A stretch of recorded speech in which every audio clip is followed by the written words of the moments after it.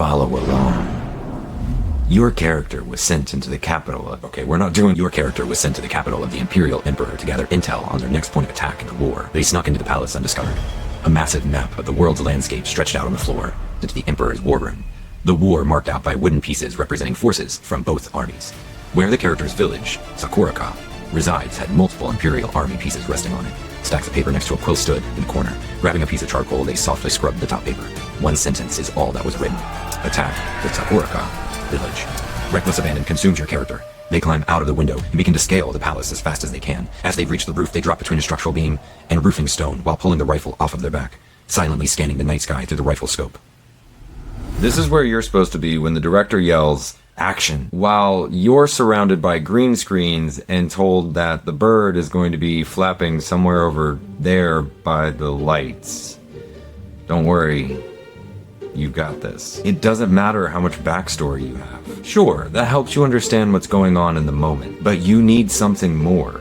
Something better. This was the story you just heard.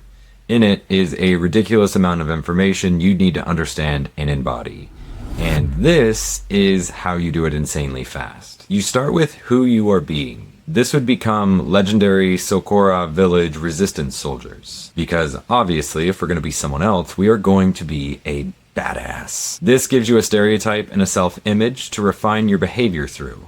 Think less of a cookie cutter and more of a stencil to refine your energy. Now you need something that tells you exactly what you are doing physically in the moment and compels you to engage with the scene. Scouting silently for the Emperor's Falcon. From an outside perspective, the sentence is vague.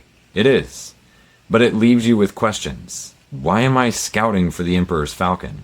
The story summed up is that it has a letter to kill my people, which is motivating, which is awesome, because this gives us a motive to actually do something in the scene, being save them from getting killed. When you're finding this, all you're looking for is a imperative verb, direct object, and preposition. Get them before, rescue her from, save them from getting killed is the emotional reasoning for the scene. You're convinced this is what's happening and that this is the most important thing to do right now.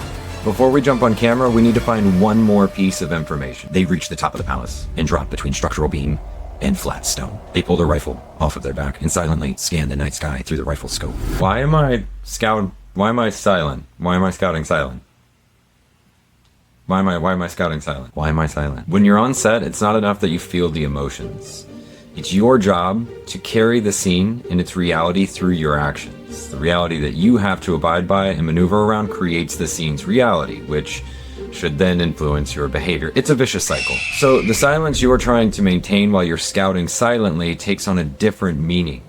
Your attempt to get silent while you're scouting silently is driving you to get precise, get still, get focused. When you go all out as this legendary soldier, using your energy to get a shot by getting still, silent, precise, because you need to kill the Falcon to save them from getting killed, then you'll be living in the moment. You'll be feeling everything, and you'll be able to generate new wants and needs at the drop of a hat.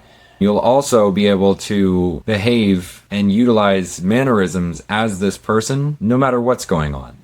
Even if you're surrounded by a green screen and the bird is supposed to be flying right over there. Okay, here's what I want you to do.